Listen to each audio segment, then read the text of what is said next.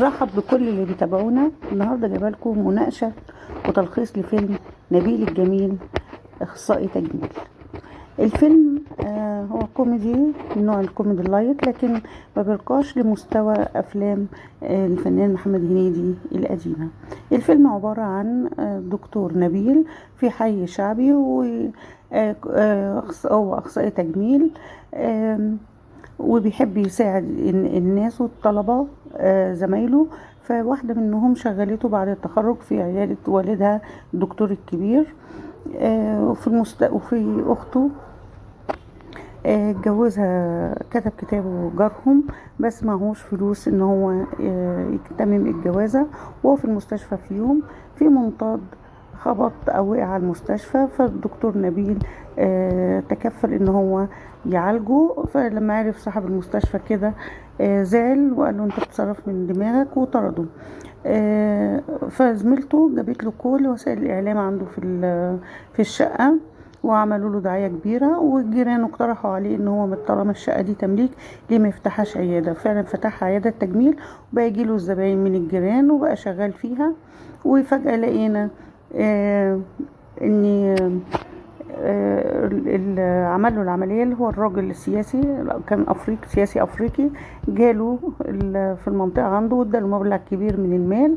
فاخد المبلغ ده وفتح عياده في نفس مبنى العياده اللي كان شغال فيها، وبقى دكتور مشهور جدا. فالدكتور التاني اتضايق منه، وزميلته بقت بتساعده، واتشهر جدا.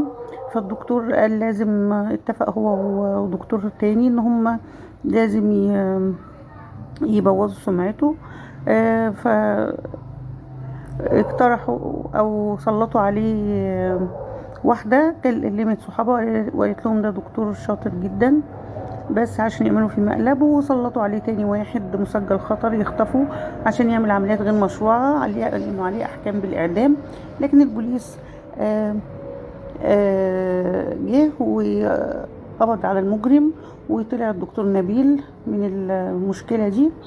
وسلطوا عليه مدير العيادة بتاعته، ادوله إبر منتهية الصلاحية عشان يديها للزباين،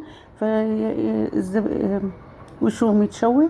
وهنا في زبونة جات له بناء على توصية الزباين، يعني المقلب اللي هم عاملينه فيه، فجه يديها الإبرة. فالإبرة كانت فقد الصلاحية من اللي هم حطوها له، فوشها اتشوه، وعملت له دعاية سيئة جدا، وفضحته على السوشيال ميديا كلها بعد وشها ما تشوه. وطبعا الدكتور بقى فرحان، هو والدكتور التاني زميله، قاعد يفكر. المهم راح لمدير العيادة وقرروا، فعرف الحقيقة.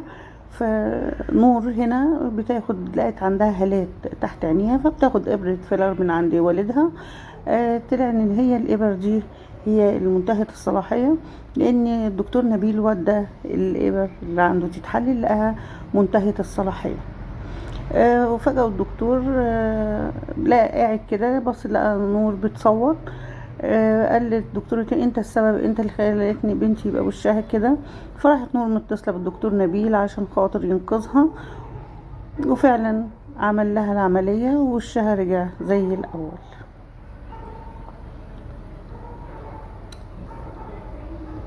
بقت فرحانه جدا ان وشها رجع تاني الحمد لله. وابوها بقى مش مصدق ان الدكتور نبيل انقذ بنته. فالدكتور نبيل طلب ايد بنته، قال له انت مش هتخرج من هنا الا ما توافق على جوازنا. وفعلا وافق على جوازهم. ويوم الفرح وبعد كتب الكتاب حصلت مفاجأة. رايح لعروسته عشان بيشيل الطرحة، لا وشها مشوه للدرجة دي، فقالت له ان هي عملت تجميل.